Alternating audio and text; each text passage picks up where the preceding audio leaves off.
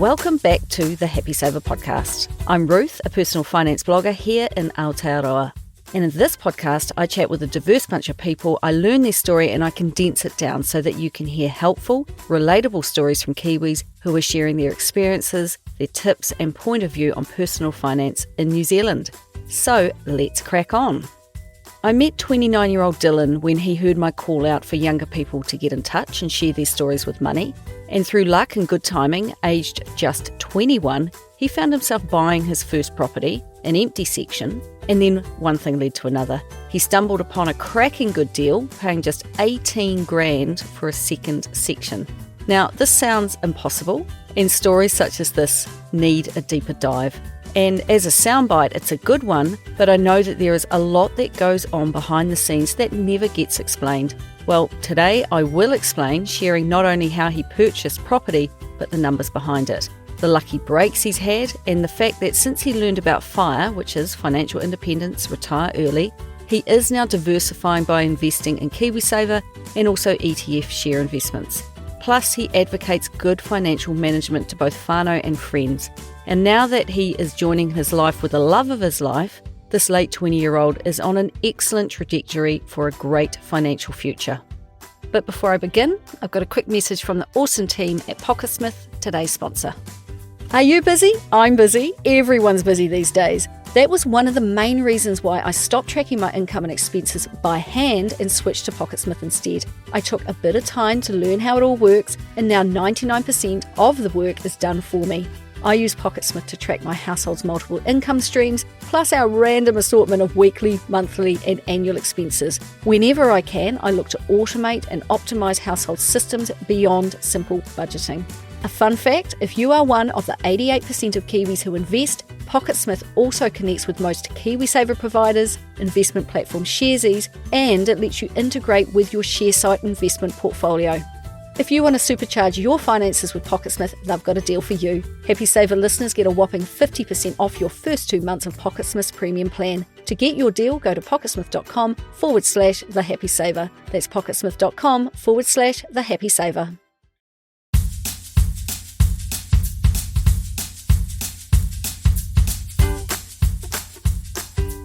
Now, first of all, Dylan is not his real name, but he felt it was one that suited him.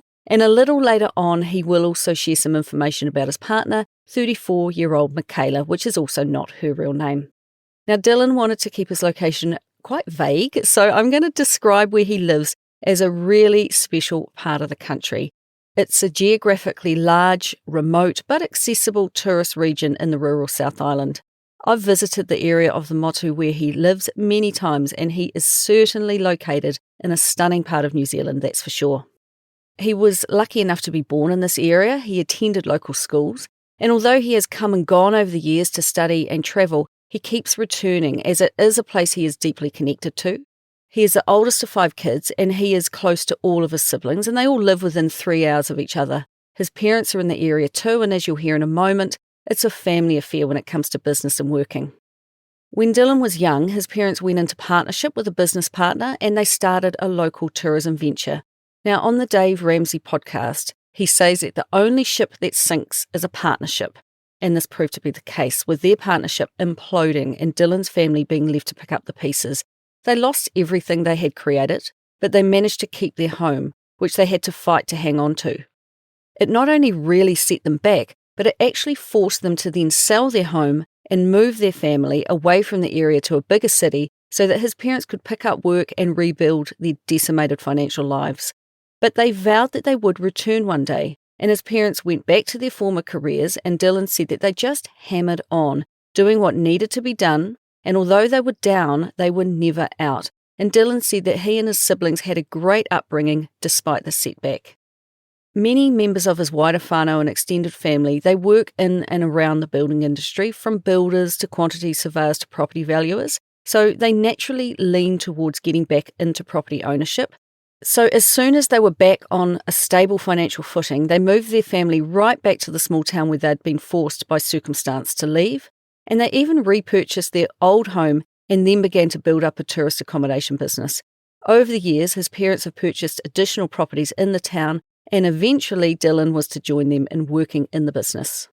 Collectively, Dylan works with his parents and some siblings to run what has become a big tourist operation, which sounds like it's spread over a wide geographic location as they move tourists from place to place. Now, his parents are clearly well-educated go-getters, so I wondered what they taught Dylan about money growing up. The failed business venture is one that Dylan, as a young kid, sat on the sidelines of, watching his parents lose everything and only managing to hold onto their home. A really hard time for his parents, and a hard time for Dylan to listen in on conversations going around him.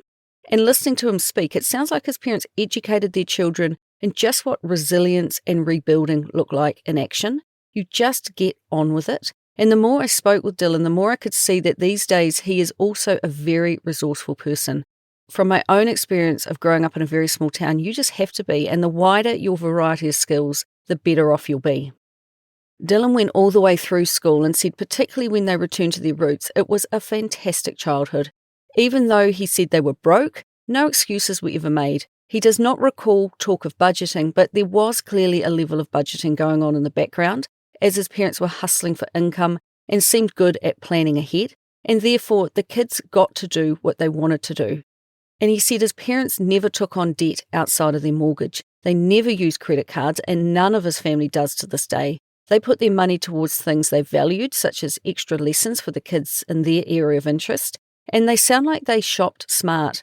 Dylan remembers feeling particularly stoked if his mum bought a new-to-them branded surfy hoodie home from their local op shop. Reducing, reusing and recycling were part of their everyday, and that saves a ton of money over time. Dylan started his first job when he was 15, working minimum wage at his local cafe. He worked after school a couple of days and one day at the weekend, working around his sports. That work and working in the tourism industry was great, he said, teaching him heaps of skills, and it really got him dealing with heaps of different types of people from all over the world. He spent hours on end scooping ice creams for tourists, working for a boss who was a hard man, he said, prone to losing his rag and letting Dylan and his colleagues have it if the stress got too much for him. But as grumpy as this boss sounded, Dylan attributes this boss with teaching him such a strong work ethic today. And because his cafe was one of the bigger employers in town, most of his siblings ended up working there at one stage or another. This boss was firm, but he was fair, and even though tourism was their bread and butter, and summer months were their busiest times, he would let Dylan and other staff take breaks over their busy season, understanding that after a long year at school, they were entitled to a holiday too. Dylan and his siblings also had a few businesses on the go to bring in some pocket money. They all got involved in making souvenirs that they would sell to tourists at their local market, or by running a long extension cord from the house to the front gate and busking for change from tourists who were wandering by. But I think my favourite gig that Dylan told me about was his fuel business. Now, the nearest fuel station is quite some distance away, and although locals make allowances for this by regularly fueling up, tourists tend not to and are often caught short. So Dylan kept 10 5-litre jerry cans of fuel in his car, and tourists, they'd come into the cafe saying they were almost out of fuel, asking where they could find a petrol station. Well, in between scooping ice creams, he would point out that their chances of making it to the next petrol station were pretty low, but as luck would have it, he had a can of spare fuel in his car if they would like to buy it off him. All his colleagues knew he was running this gig, so when they got the same query, they pointed to Dylan. So he would work a full 8-hour day in the cafe, but would also sell 2 to 3 cans of fuel per day. Each cost him $12 to fill, but he would sell them for $30, knowing that there was no other option for the soon-to-be stranded tourist. This venture started when he got his own car and license and could drive to the nearest large town to fuel up his 10 jerry cans, and some days he made more money from selling fuel than from his day at work. And if Dylan really wanted to work on his sales and marketing skills, he would size up the engine size of their car and sell them 2 jerry cans. After all, no one wants to find themselves stranded on the roadside in a foreign country, right? He has a natural rapport with people, honed over years spent scooping ice creams and enjoying spinning yarns with tourists. And this last chance fuel service still continues to this day because they are still in a remote location, still a long way from a fuel station, and the options are to either leave the tourists to hitchhike to town and all the way back again, or just help them out. And of course you would help them out. He worked at the cafe right up until he left school and moved to Wellington to study. And I had to ask the question, what did he do with the money that he made over these years?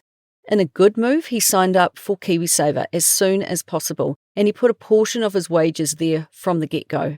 More recently, he moved his fund from ASB to BNZ in a growth fund, and he moved because he wanted to pay lower fees. And I looked it up, he is paying 0.45%, which is not the lowest you can pay, but it's pretty darn close. With his income, he bought a cheap $500 car and also a mountain bike and various other accoutrements of youth. And he also managed to save about $8,000 in readiness for university. There was no investing outside of KiwiSaver. Instead, it was the usual scenario of saving up for a big thing like a bike and then spending all his money on that. I had to ask how a school student knows to sign up for KiwiSaver. He thinks it was just part of the application process when he started work. Whoever handed him the paperwork made sure it included information about KiwiSaver, and as soon as he started his job, he went to the bank with his parents to open a bank account for his wages to be deposited into, and he started KiwiSaver at the same time. And when he was signing his contract with his employer, he simply ticked the KiwiSaver box. And I hear this a lot, a manager encouraging new staff to sign up for a retirement scheme. And now that Dylan is managing people himself, he finds himself in that very situation. When he is onboarding new staff, including school kids, he says, "You have got to get KiwiSaver." Now, of course, he can't insist people join, but he can certainly encourage them and explain the benefits of doing so. All of his school workers are part of a KiwiSaver scheme as a result of his explaining how it works. The problem he has found is that those under the age of 16, they need to take their parents to a bank or have them help them complete an online application to get them signed up, and that takes organising, so it's easy to push to one side, and he gently pushes them to get around to it. I'm sure some of these kids will credit Dylan for their success later in life, and he feels pretty cool about that being the case one day. But he also pointed out that he does have some adult staff who, despite his explanation, they just refuse to take part, which he sees as a great shame because they are missing out on employer and government contributions their entire working lives. While staying on the subject of KiwiSaver just a moment longer, when he began working in the family accommodation business, there was one young staff member whom he deliberately didn't sign up for KiwiSaver, and he regrets that decision. 7 years ago, his sister started work, and he thought, nah, it's a family business, we are not going to pay into her KiwiSaver. So it was a semi-deliberate decision and a bit of Big Brother pulling rank. However, 2 years ago, she realised she was not being paid KiwiSaver and immediately pulled him up on it. She had joined KiwiSaver, but he just didn't tick the box to pay her employer contributions. And when she finally realised, she had him up about it. He said that he realises now he was being a cheap bastard, and he regretted that choice. So he made amends, and he calculated what she missed out on and made a lump sum payment of about $15,000 into her KiwiSaver, redeeming himself and putting right a wrong. And good on them both, I say. It's a lesson to employees to challenge their employer if they should be getting paid and are not, and it's a lesson to an employer to look out for their employees. So coming back to the $8,000 he saved from working, the decision to use this money for university study came about because he was considering studying and realised he could quickly save a bit for it. Had uni always been on his radar, he could have saved a lot more over the years. So in 2012, at the age of 18, he made the call to go to Victoria University in Wellington just a few weeks before the study year was beginning. And because he had been working in the tourism industry, he thought it might be worth studying in that area. So he signed up to a Bachelor of Tourism Management degree, which is a mixture of tourism and economics. He got on the waiting list for a hall of residence and he got a place, paying $170 a week for full board. He also received a student allowance of about $205 per week, money he didn't have to pay back, and this covered most of his costs. But he still took out a student loan to cover his fees. And like many, he took out the $1,000 course costs, but only in his first year, and he actually used it to buy course-related kit. He used his $8,000 of savings throughout his first year to have an exceptionally good time. In the summer holidays, he returned to his previous employer and the family tourism business that his parents had taken over while he was in his second year of study. Dylan said he was working his guts out to save up more money for the coming year, managing to save, he thinks, about $6,000 in the summer break. Now, I asked him if he worked at all during the term. In his first year, he was having far too much fun to find time to work, but in his second and third years, he did work 1 day a week in a cafe to get a little bit of money coming in. So all up he came out with a degree and a student loan of $21,000, so roughly $7,000 per year of study, an amount he felt okay with. With so much real-world experience in the tourism industry to call on from his part-time work, the degree was perfect for him, and he said that he has used it every day since. And what he has also done is while he's working, he's actively paid off his student loan in full, which is awesome.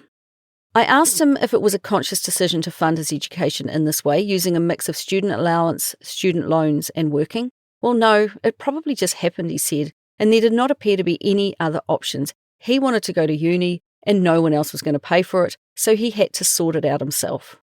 As soon as he finished study, he returned home and worked the summer and autumn in his family tourism business that they were now building up, saving up as much as he could so that he could take a trip around South America, leaving New Zealand in winter and backpacking around for 6 months. He knew that when he came home from his travels, he would get right back into work, and it would be all hands on deck, working with his parents in their business. They were working every hour under the sun to get it off the ground and build it up, so he always knew there was a position for him. Now, it was just 5 days after he returned from South America that his first property appeared on his radar. He was 21 going on 22, it was about 2015, and he had moved into his own caravan located on site at work. A local had offered him a house for removal. They were building a new house and wanted the old one gone. The house was free, he just had to find somewhere to put it. Because his family have been involved in all angles of property over the years, there was a wealth of knowledge for Dylan to call on. So whereas relocating an old home might seem difficult for you and me, not so for him. He was looking around on TradeMe and he found a section for sale just down the street from where he was living. It was a section that he didn't even know existed. He had absolutely no money at all, but someone was offering him a free house, just a shack really, and he was intrigued by the idea of finding a place to put it. He viewed the section and he thought, man, this place is next level amazing. Incredible views, beautiful bush, and on TradeMe for $120,000. And his dad said, be outrageous, offer 50 grand and go for it. So that's what he did. Now they counted at $65,000 and the deal was done. He bought his little piece of paradise in late 2015 and all within a few short weeks of arriving home. So, I had to ask, how on earth did he pay for it if he had no money? He paid $5,000 as a deposit. How? How did $5,000 magically appear like that? Well, as soon as he stepped off the plane, he immediately started working, and his family kindly gave him an advance on his wages as they knew that he was there to work all season long, and he asked if he could settle the section in July of 2016, giving him further time to save and organise lending. And the sellers said that's no worries, they were okay to wait. He needed to come up with a 50% deposit of $32,500. This was a bank requirement because he was just buying land, and he cobbled this together by using the $17,000 he could pull from his KiwiSaver fund, the $5,000 deposit he had already made, and then slogging it out at work to save up the shortfall of $10,500. He then took on a mortgage of the other half, which was $32,500, and he said his payments were only about $90 a week, which was sod all really.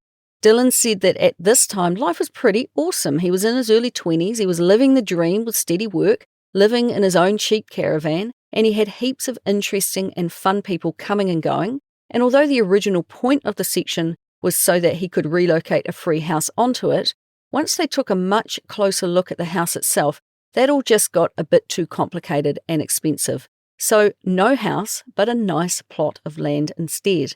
And the land just sat there for a while until one weekend he thought he might just park his caravan up on the section just to see what it was like up there. And that was that. It stayed, and he stayed on the site for the next 5 years. Yep, you heard me right. Now, hospitality has always been a big part of Dylan's lifestyle, and during those years he would always offer his caravan sofa on couch surfing websites, meaning an interesting stream of people would stop in for a night or two as they travelled through the area. The couch surfing website tagline is, you have friends all over the world, you just haven't met them yet. And he said after saying no to the relocatable do-up, he had no further house plans for a number of years. He just had his caravan on the site, interesting people staying in his caravan with him, and was living the dream lifestyle, he said. After seeing how much other people enjoyed his spot of paradise, he then slowly started to toy around with the idea of building something on the site as tourist accommodation, and that coincided with the government announcing extending one of Aotearoa's Great Walk tracks around his area of the motu. And he saw the opportunity for more tourists to come into his area, and he saw the opportunity to provide accommodation for those tourists. His mum bought him a tiny housebook for Christmas, and then his extended family started pitching ideas for how a not tiny but small house could be built on what sounds like a relatively steep site. He found a plan in the book that he liked, and in 2018 he started planning out a house build. He took charge of getting the site ready while the 65 square metre, 2-bedroom, 1-bathroom house was built in a neighbouring town to eventually be trucked onto his prepared site. And when it finally got to the site, he added a huge deck to finish it off, and it was finally completed in 2021. So the build really took 3 years from start to finish, which is such a long time. Why did it take so long, I had to ask. Well, the bank took ages, and getting approval for a new build was a longer process. The council was fine, he said, but then obviously COVID came along and slowed things up. He was halfway through when the lockdowns began. The building of the house itself was just 6 months in total, but it was a very interrupted build. He borrowed some of the money to make the project happen, and to do this he got a valuation of what the land and the house would be worth after completion, and his parents also lent him $50,000 for a period of 1 year to get the project started, and he poured cash from working into it as well. Then, when it was finished and the property was revalued, the bank then lent him an additional $50,000 so he could pay his parents back.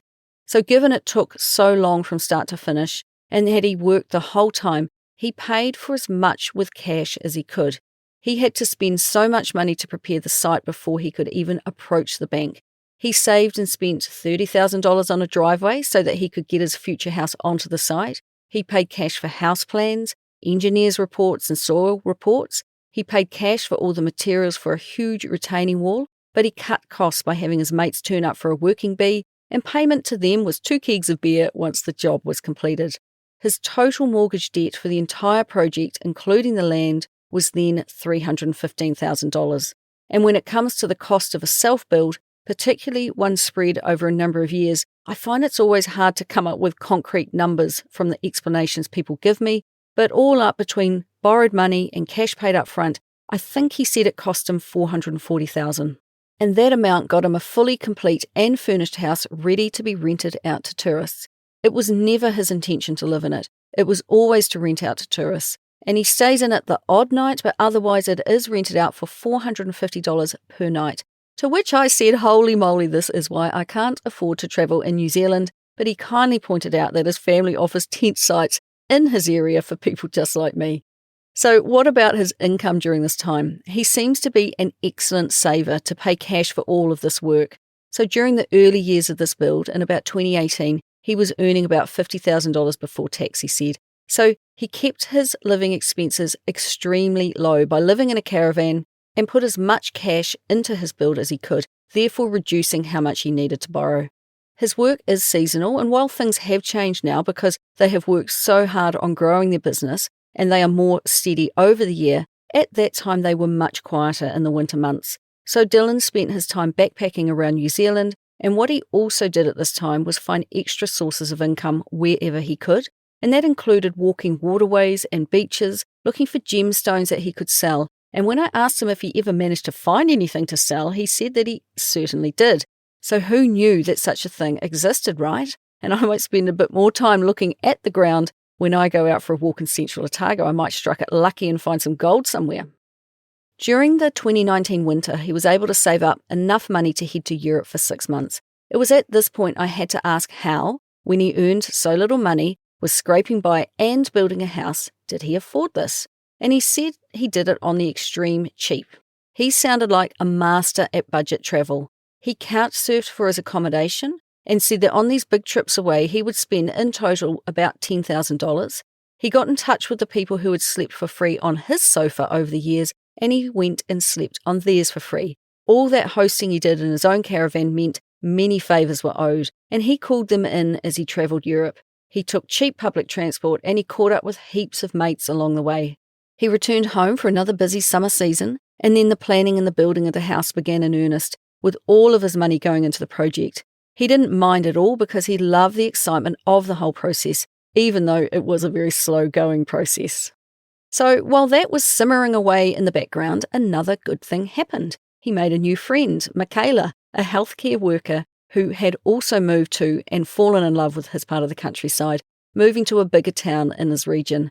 It's not easy to meet someone in a small town, so he was pretty stoked to hit it off with her. But the timing was not great. Just a few short weeks later, she was off to Europe, so he was thinking, great, I finally met someone and she's buggering off.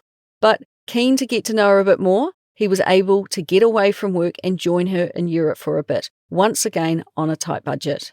He returned home to his drawn-out build and to resume his work. He has been really fortunate to have a few things going on for him, a job he can always return to and the ability to live on the smell of an oily rag and therefore save money. Michaela also returned home to work and their relationship slowly began to grow, officially becoming a couple in 2021. In the meantime, he negotiated his way through the COVID interruptions, finished the house build and started renting it out.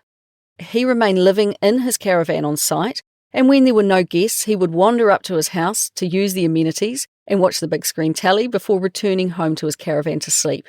But what about COVID, I hear you ask? Given all the tourists ran for the exits, surely opening an accommodation venture at that time was not the best timing. In his words, he said that New Zealand visitors were just cranking through, and with new multi-day walking tracks in their area, they were fully booked. As a family, they had been positioning their offers of accommodation and activities to cater to these tourists, and they were extremely lucky that even with COVID, it all worked out okay. So with his house finally completed and generating an income for him, that in turn paid his mortgage. Dylan was finding that life was pretty darn good. Ever the optimist, he was looking for good things to happen to him when a chance conversation with a local grabbed his interest. Apparently, his local council was trying to sell some abandoned land in a small town about an hour's drive from his house. The owner was in arrears with their rates, but was nowhere to be found. And after exhausting every avenue to find them, but with no luck, the council are allowed to sell the property to claw back the rates owed. So this really small town is not a place that would appeal to everyone. I think the majority of us couldn't even find it on a map, but it's a place where Dylan would regularly shuttle tourists to and from anyway as he dropped them off at various walking tracks. So he went and he checked the property out, and he quickly decided that if the price was right, he was interested in buying it. This abandoned section was to be sold by tender, so it was anyone's guess as to what it might go for. Because he had not actively been looking for another property, Dylan didn't really have any spare money, so he thought he'd just submit a, quote, stupid tender of just $18,000 and leave it to chance. He heard nothing until a couple of months later when the council rang him up saying, well, his tender had been successful and he now needed to arrange payment. It was a huge surprise, he said, and he almost fell off his chair. He had just bought his second section for $18,000. His tender offer was more of a joke than anything, he said. But jokes aside, he was the soon-to-be proud owner of a 1,000 square metre section in the middle of the town. It's a teeny town, but still a town that he wanted to be part of. So this is how small towns work, a chance conversation, and one thing leads to another. Since submitting his tender, he had been working all summer long, so by the settlement date of May of 2021, he had the full $18,000 cash saved up. It's rare to pay cash for property in New Zealand, but far easier to do at that price, don't you think? So what next? When we spoke in March of 2023, he was in the process of seeking resource consent to build a multi-purpose building on the site. It's going to be part storage shed to house vehicles and equipment, part purpose-built Airbnb accommodation.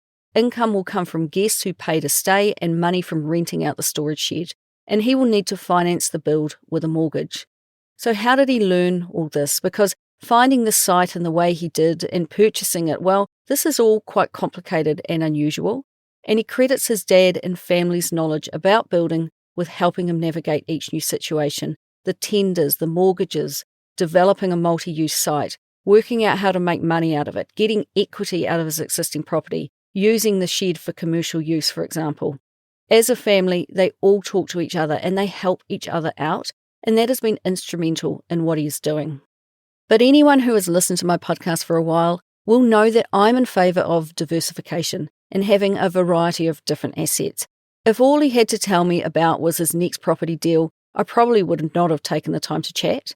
Having money tied up in property and having debt on that property means you can work your way into pretty illiquid positions. I honestly think that the safest way to negotiate your financial future is to diversify, and that way you are better able to adjust course in changing economic times.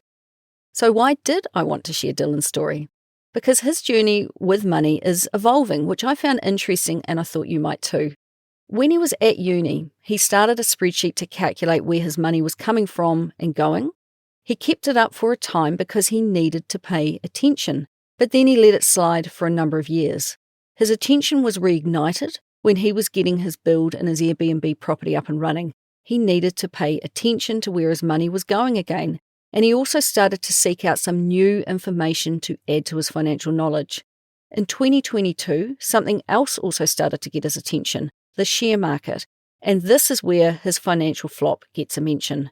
He got caught up in the hype of day trading shares, losing $2,000 in the process. Now, it goes against my better judgment to also share with you that he thinks it was a lot of fun to try because no part of flushing $2,000 down the toilet feels fun to me. But there you go.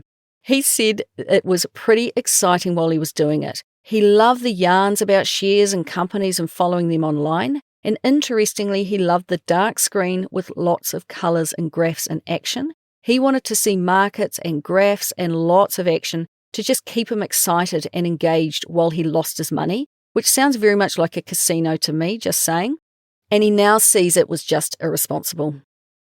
Personally, I think we have all watched too many movies about the share market that seem to make it this exciting dog-eat-dog world, when the reality is that share investing done well is one of the most boring, hands-off things you could ever do. And I love this dead, boring way of investing because it allows me to get on with doing other, far more interesting things while my wealth slowly grows over time. Thankfully, ultimately Dylan thought it didn't seem like the right way to grow wealth either, and by chance his partner Michaela had suggested he listen to a few personal finance podcasts while he was doing odd jobs about the place at work. And it was while water blasting one day that he took a listen to my podcast. In each episode, I asked people to share tools and resources that they found useful, and Dylan took the time to follow up on some of those. One book that comes up the most was The Barefoot Investor by Australian Scott Pape, and Dylan tracked down a copy for $4 at his local op shop down the road. He read it and he thought it was really good.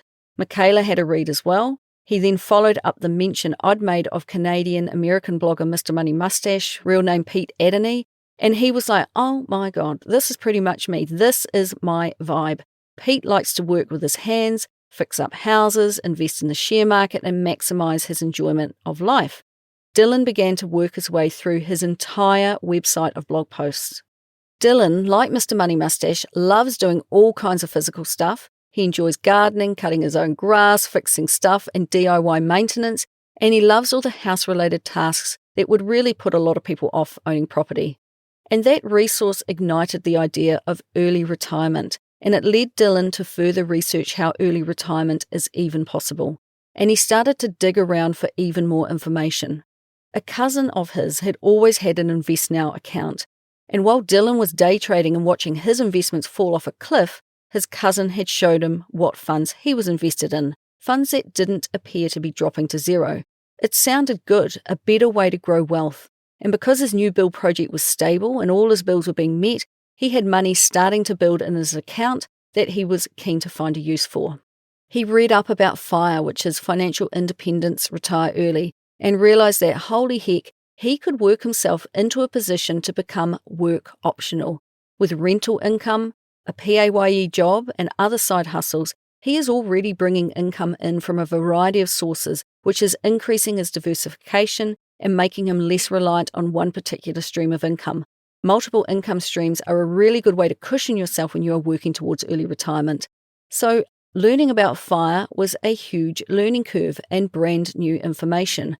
FIRE sounded like something he would like. He likes working, but it would be nice not to have to if he chose not to at some point, and he could still create an income. It would be next level, he said, to be FIRE and then have kids. the options would really open up for him. Also, the thought of investing in something other than property and not having to go through the drawn-out hassle of a third new build sounded quite enticing too. He just kept researching options for low-fee investments. He read heaps of books and he learned lots of ideas and perspectives. He read The Millionaire Next Door by Thomas Stanley and William Danko, although a tip he said is to just read the back cover and you've pretty much read the book.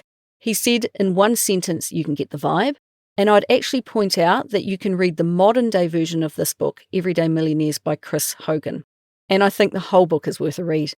He also read Rich Dad, Poor Dad. He liked The Richest Man in Babylon too, and once you can get used to the old world language, it is a great book. He listened to my favourite, J.L. Collins' A Simple Path to Wealth on audiobook, and he found it super useful until you get to the boring American tax stuff near the end. Both Mr. Money Mustache and J.L. Collins kept talking about Vanguard investments, and Dylan thought that this was interesting, and he just began to search for New Zealand accessible Vanguard options, eventually narrowing his search down to a couple of options and finally beginning to put the theory into practice and beginning to invest. He is now investing a total of $400 each week into 3 things, and after 6 months of investing, he's built up a total balance of about $15,000, and he's investing in the new Invest Now Foundation Series US 500 fund, and the fund is made up of the Vanguard 500 Index Fund ETF and has a transaction fee of 0.5% and an additional annual fund charge of 0.03%. He is also investing in the new Invest Now Foundation Series Total World Fund, which is made up of the Vanguard Total World Stock ETF, and it has the same 0.5% transaction fee and an additional annual fund charge of 0.07%. Now, I've noticed that many people are investing in both of these funds these days, but it is worth noting that there are a lot of crossovers between these two funds where, and I'm guessing a bit here, approximately 60% of the Total World Fund is made up of the US 500 anyway, and it's just worth researching a bit more as to the pros and cons of these, I think. The third investment he regularly invests into is the SmartShares New Zealand Top 50 ETF with a fund charge of 0.50%. He also has been investing in a couple of other Vanguard funds, but I won't go into them because the more we spoke, the more he outlined how his investing strategy is already starting to become clearer and more defined. He started out by buying into 9 funds, which is a lot, with a lot of overlap, and he is now down to 5, having sold some off, and he suspects he will get it down to just 3 funds because he can see that this was a bit of a scattergun approach and he was doubling up. Now, it will be interesting to check in at the end of the year perhaps and see what else he has tweaked, but Dylan's is a common story of the self-directed investor. You learn some new knowledge, you begin to invest, and then you stand back and you assess before tweaking and moving on. He said that Michaela also has a couple of investments and is using the SmartShares US 500 and New Zealand Top 50 funds. They are each tracking their progress using New Zealand Company Share Site. Now, it's free to use if you have under 10 holdings, which most ETF or index fund investors do. And personally speaking, because my math is not too hot, it is the only way that I've found to calculate whether my investments are actually performing or not. Now, you'll find an affiliate link to them actually at the bottom of the homepage of my blog. If you are considering signing up to them, it would be lovely if you would use it. But now, money is a complex thing. And the thing about it is that you might have $1, but you can deploy it in 50 different ways. So it was at this point that he explained that he could have had $30,000 invested instead of $15,000 because he had built up that amount in cash, and I found his explanation quite interesting. The new build he is organising will be paid for with a mortgage, and the final price came in at $15,000 more than expected. No bother, Dylan explained that the bank said that they would increase his mortgage by $15,000. But Dylan decided that given he had the cash in the bank, he would put cash towards the build instead, therefore reducing the total amount of debt he would be taking on. Now, this is a bit of a big deal, don't you think? Well, I certainly thought it was. Most people would grab that extra lending. This is OPM, or other people's money. You leverage and use debt to build your wealth if you want to succeed in real estate, apparently. But Dylan has worked out that if he wants to fire, up to a point, it is okay to use debt as a tool, but he needs to keep his lending to a minimum to achieve his build goal, and then he really needs to get the heck out of debt. So the less he can take on, the better. He wants to own his properties outright as quickly as possible and then collect and keep the rent. This income will enable him to FIRE. His new mortgage will be $298,000, and he liked the sound of it being under $300,000. So not borrowing that extra $15,000 was a psychological trick as well. It would have pushed him over, and he didn't like the sound of borrowing $313,000. $298,000 sounds like a more palatable number. He has set up a revolving credit mortgage, and in that bank account, he stores tax money that is due for payment next year, but is currently offsetting interest. And he also keeps additional money from his rental income and his wages in this account to keep the balance as low as he can. Now, I'm not going to lie to you. When people explain the ins and outs of the mortgage structure to me, it's always confusing, especially when they have a couple of properties. So Dylan, I hope I covered it well enough. And Dylan also advocates using a really good accountant, so I have no doubt that he has a really good structure to do all of his financial dealings. So next I asked him about his partner, Michaela, and their relationship with money, because with a marriage on the horizon, they are on the path to combining their lives. Now this got quite interesting, and I just want to point out that I only spoke to Dylan, and if I had also spoken with Michaela, I'm sure that many of my little nosy questions may well have been answered. As we started down the route of relationships and money, I had the "oh, here we go again" moment as I tried to ask enough questions to comprehensively outline their financial situation, because although they are combining so many other aspects of their lives together, their money will not be part of it. He said that they have regular chats about money. They are both interested in money and doing well with money, and like him, she also owns a home, a doer-upper with a mortgage, in a town about an hour and a half away from where he lives. Currently the house is vacant, and they live together in the manager's house at his workplace because this is provided as part of his employment contract. They both enjoy working on her property together, and he loves helping her with this, seeing her get herself set up well. And the intention over time is that this becomes an Airbnb too, which will create her a secondary income. She is very well educated and has a student loan as a result, and I was really surprised to learn that he had no idea what the balance of his student loan was. He has asked, but she preferred to keep that information private, except to say that it's over $50,000. And he assured me that they were totally open and that there were no secrets, even though he doesn't know the exact number of her income or debt. But he is actually not bothered, he said. Well, I know that I would be, but that's just me, and I just couldn't watch my spouse labour under the burden of a student loan debt throughout our married life when I knew I had the ability to help. I've thought this situation over quite a bit while I've been out running, and I think that is what it comes down to. I like to fix problems, and that would be a problem that I could easily help my partner fix, and I would enjoy helping them lift that debt burden. I couldn't understand why it couldn't be discussed in detail. They have such a good thing going on. They're getting married, they live together, they're both in good jobs, and they both talk about money.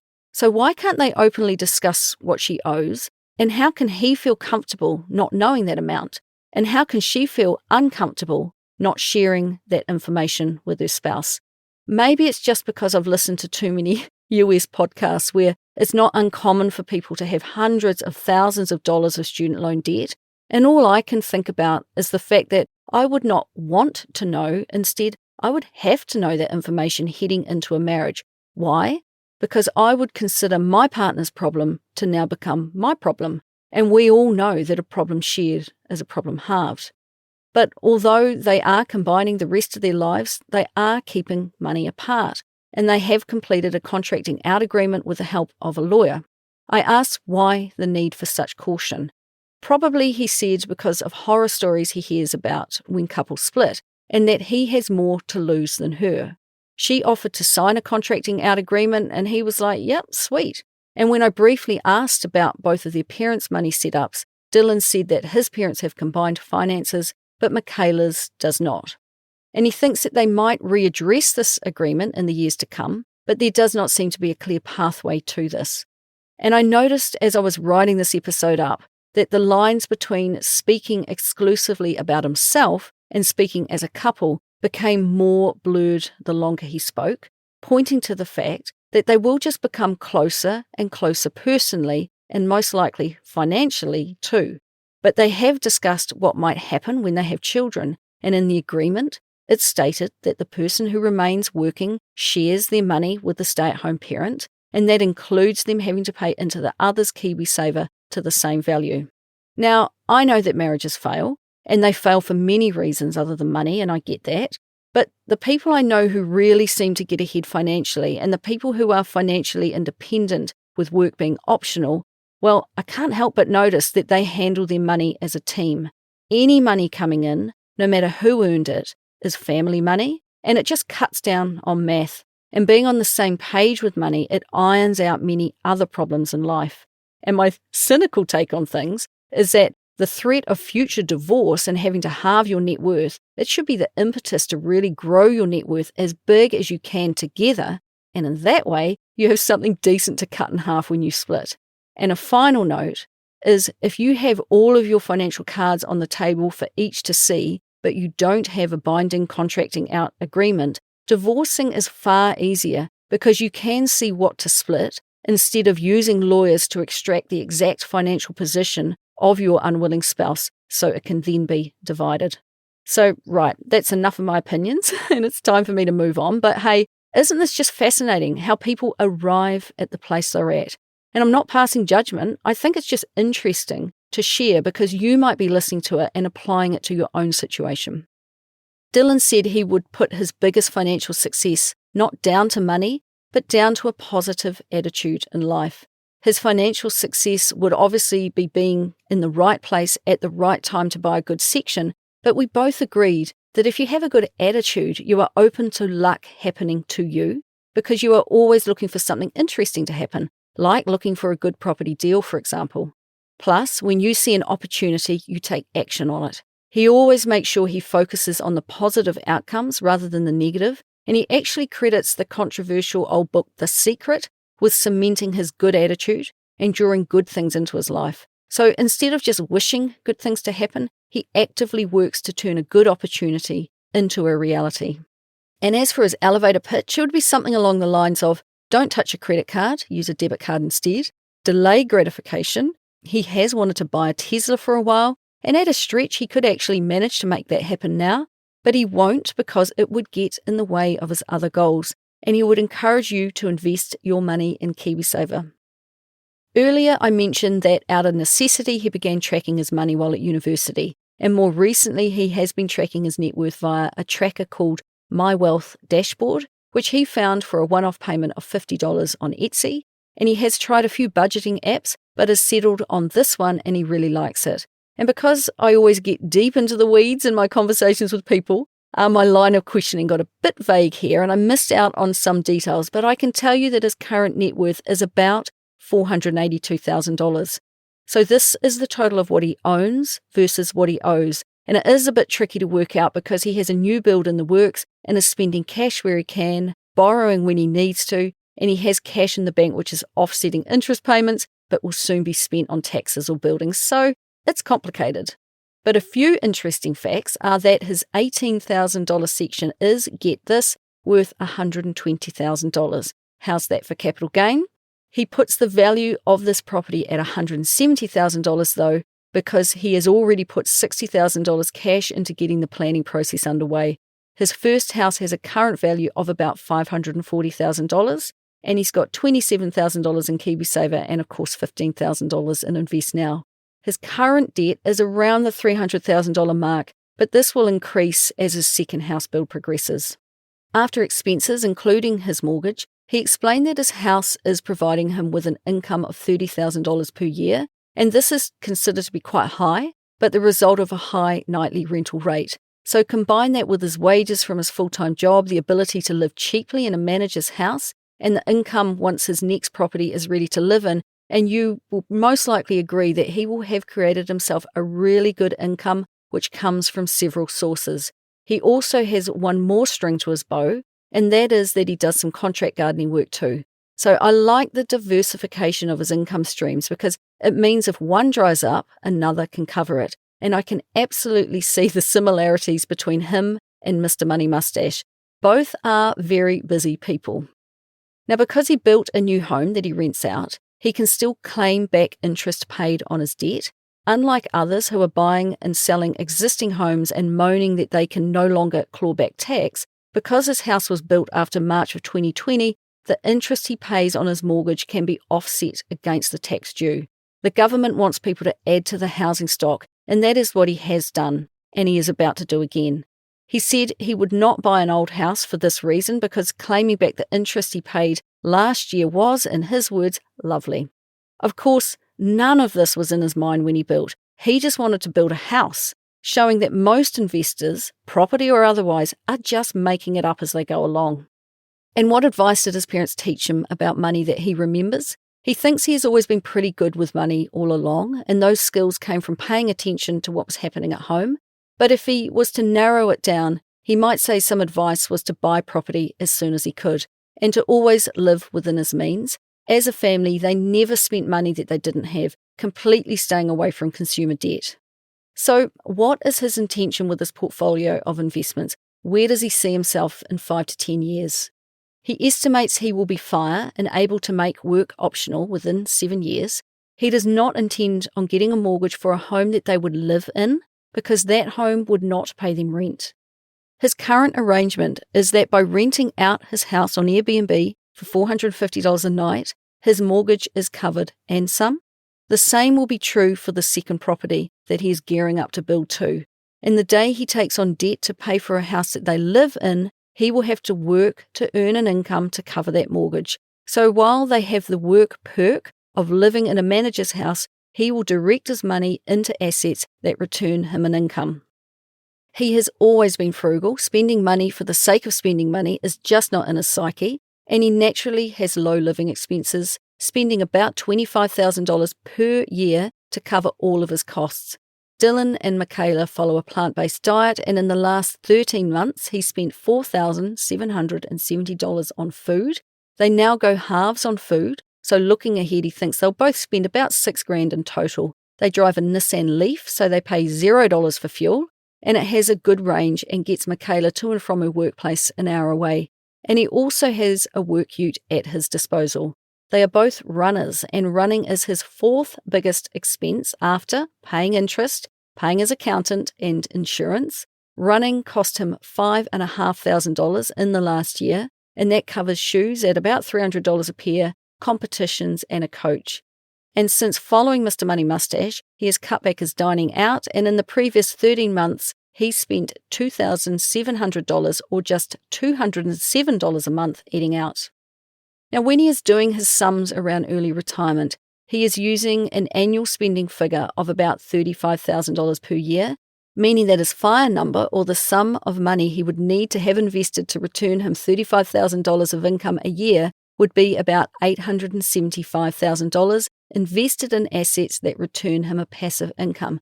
Why the higher amount? Well, he expects that they may well have children, so his costs could rise. Once again, separate finances briefly came up because this is Dylan's personal FIRE number, meaning that they might be in for quite the awkward conversation one day when he says, "Well, honey, I've reached my FIRE number, I'm stopping work." Meanwhile, she has to keep up her day job, so that's a conversation for another day perhaps. There were additional resources that he wanted to mention. One was the podcast Keep the Change, because he likes the blokey nature of it. In contrast to that, he likes cooking the books, which are more for the masses, he said. And Wealth Plan, a new podcast, he said, talks a lot about property investing, but also covers ways to pay off your mortgage fast, which he is very interested in doing. More recently, he has helped his siblings move their KiwiSaver funds. They were all in KiwiSaver, but were on the wrong fund type for them. That is, a conservative fund in their early 20s, when they should have been in a growth fund. If they could change to a different fund type with the same provider, he helped them to do that. But if the provider's fees were too high, one of them was paying a whopping 2%, he helped them move to a better provider. His siblings are all so young and won't be accessing this money anytime soon because some of them have already tapped their funds for house deposits, and Dylan talked them through the merits of being in a higher growth, lower fee fund. And he literally sat with them at the computer and stepped them through changing. So did they accept his wisdom, I wondered? And he said that, yeah, they did, because they had their brother, who they trusted, offering some decent knowledge, and then they just wanted to get it sorted and get on with it. So my final question was what he would do with $10,000 if it landed in his lap. He said he would probably put it into his Invest Now account. And a bonus question, given he had a wedding coming up, I had to ask about wedding costs. They wanted the best music and food, so they spent $5,500 for 100 people on a plant-based buffet and $2,000 on music. Family have paid for the alcohol and the photographer at a cost of about $4,500. And given they can provide ample accommodation to their guests, well, that was a big bonus for all too. Right, now before I wrap up, I just wanted to share a quick word from Pocketsmith, today's sponsor.